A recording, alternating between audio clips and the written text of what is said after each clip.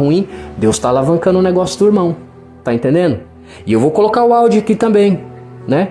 Porque eu sou um político. Eu sou um político. José foi um governador e através da sabedoria do homem de Deus, que ele recebeu de Deus, ele matou a fome de todo o povo do Egito, que nem chegou a passar fome porque ele ficou na frente do trabalho, há 27 anos de fartura. Deus deu a visão para ele. Deus não deu a visão para ele, para todo o povo do reino. Deus não deu a visão para Faraó. Deus não deu a visão para José. Então José era o político que, quando cumpre a promessa de Deus, que Deus falou que ia colocar ele numa posição de destaque, que ia colocar ele numa posição superior, e ele ia assentar a promessa de Deus. E quando a promessa se cumpre, ele se torna então o quê? Um governador no Egito, um político. Olha isso. E através desse político, esse amado irmão José, ele recebeu o direcionamento de Deus. Ele recebeu então a capacidade de Deus sobre a vida dele para poder fazer o povo não morrer de fome. O Egito ficou rico. Por quê? Porque ele era um bom administrador, ele pegou dinheiro, ele sabia fazer dinheiro, ele era a própria bênção, José, no Egito. Então ele ali na frente do trabalho, os recursos começou a minar, começou a vir. E ele começou a estocar, e aí quando veio o dia mau, que era 7 anos de fartura, ele soube administrar, e quando veio a escassez, que era 7 vacas magras, que engolia as vacas gordas, ou seja, a fome ia ser muito pior do que a bonança. Mas ele com sabedoria, ele estocou tanto que ele conseguiu não só acabar, não ter fome no Egito, sendo um bom político, um bom administrador, como ele conseguiu que as outras nações, os outros países fossem lá no Egito comprar comida com eles. Ou seja, o país enriqueceu. Enriqueceu com aquele político que é levantado por Deus.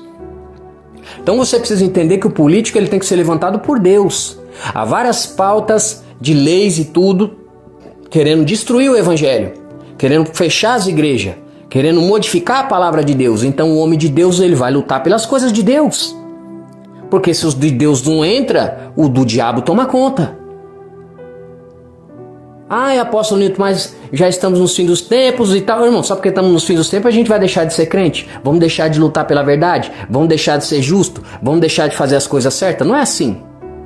Não é assim, deixa tudo na mão do Criador. Deixa tudo na mão de Deus. Não é, a Bíblia diz, faça a sua parte que eu te ajudarei. José ele teve que fazer a parte dele lá. Eu estou fazendo a minha aqui e você tem que fazer a sua. Deus não vai fazer tudo sozinho. Deus não vai votar por mim nem vai votar por você. Esse ano é ano de eleição. Então você precisa se atentar a isso. Ai, apóstolo, mas eu não gosto de política. Irmã, você tem que entender que para ter medicamento lá no posto de saúde, você tem que colocar um bom político lá, principalmente um homem de Deus, porque ele vai estar preocupado com os irmãos. Ele está preocupado com os irmãos, está preocupado com a igreja, está preocupado com as coisas de Deus, está preocupado com os irmãos de ter um emprego, de ter um mantimento, de ter alguma questão. A José lá, preocupado com os irmãos lá, administrou direitinho, o povo ficou rico. Porque é o homem de Deus que recebe a visão de Deus. Deus não fala com qualquer um.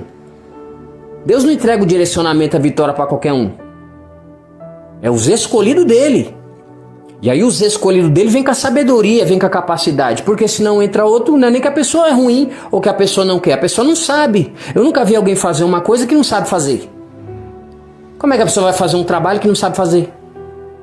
Como é que a pessoa vai executar um projeto se não sabe fazer? Como é que a pessoa vai matar a fome do país se ele não sabe fazer? Como é que o cara vai gerar emprego se ele não sabe fazer? Então isso vem do homem de Deus, que recebe lá de cima do céu, lá, ó, a capacidade e a sabedoria, que nem Salomão recebeu a sabedoria também. Para guiar o povo, ele falou, Senhor, me dá sabedoria para guiar o seu povo. Salomão foi o quê? Político.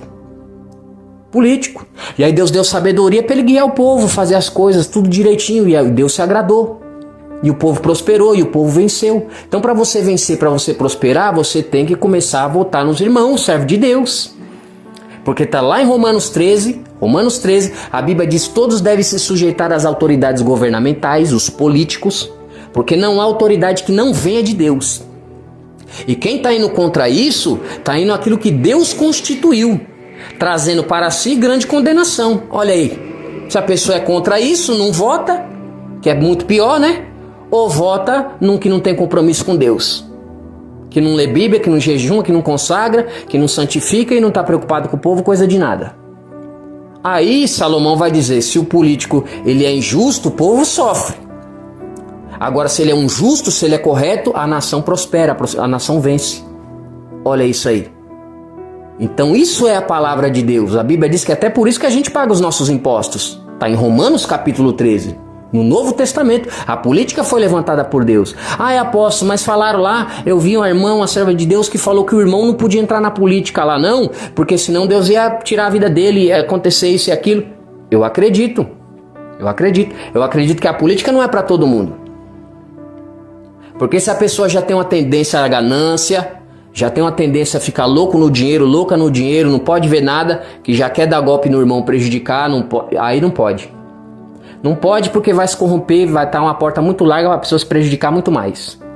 Agora tem os escolhidos de Deus sim, que pode estar nesses cargos sim, não é à toa que Deus já levantou vários, inclusive na Bíblia. Daniel no Egito foi governador e foi presidente também.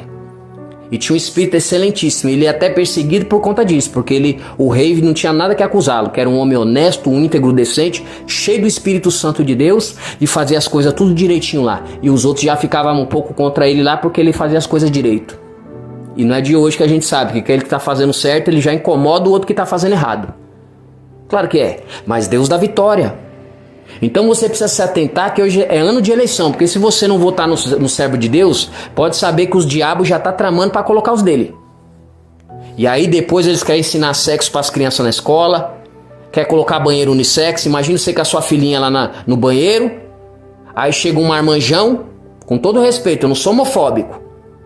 Então é melhor fazer os banheiros pro LGBTQ+, então. Banheiro pro LGBTQ+, o banheiro pro masculino e o banheiro feminino. Porque senão chega lá a mocinha lá que nem aconteceu. Eu tava vendo o vídeo.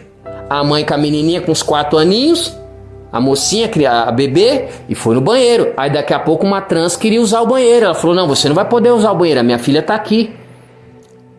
Por quê? Porque ele tem uma genitária, ele é um homem, mas ele se sente uma mulher. Tudo bem, Deus abençoa, cada um viva a sua vida do jeito que quiser.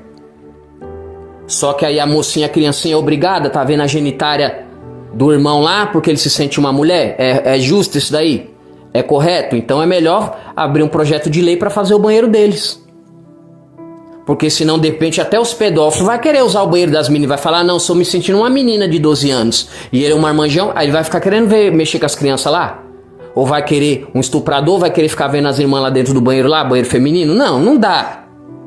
Tá entendendo? Então tem tanta coisa que precisa lutar aqui, a gente não pode jogar toalha. Senão o diabo ele entra e faz a baderna, a bagunça.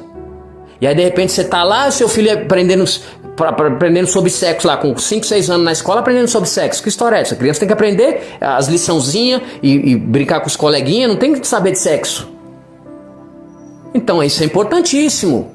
A política é importante. Então se você deixa, vou deixar tudo na mão do Senhor. Não é assim, o diabo toma conta. Porque se a gente não lutar pelo povo de Deus, pela lei de Deus, pelas coisas de Deus, pela família, sabe? Por princípios, valores e virtudes, as coisas certas, o diabo já tá solto aí pra fazer o inferno. Pra fazer a baderna. E a gente não vai aceitar a baderna aqui não. Tem que ter ordem, tem que ter decência, tem que ter... As leis de Deus tem que ser propagadas e tem que ser respeitada. Entende? Então essa é a importância. Então, você escuta o áudio aí agora, aí, ó, dos apoios aí. Então Deus me ensinou, eu gosto disso. Eu nasci para isso aqui. Deus já me deu sabedorias para acabar até a fome do Brasil aqui. Para acabar com a inflação do país, o déficit público. O nosso país vai acabar esse sofrimento desses juros aí. A gente pode pagar nossa dívida imobiliária. Eu já sei como fazer isso aí. Inclusive as nossas empresas que foi privatizadas, elas podem voltar a ser nossa novamente. Para trazer mais dinheiro para os cofres públicos. Porque o dinheiro público... ele tem que ser, dessas empresas públicas, o dinheiro dali é revertido na saúde, educação. Você não quer um professor que receba um salário melhor para dar um melhor ensino para seu filho, para sua filha na escola? Claro que você quer.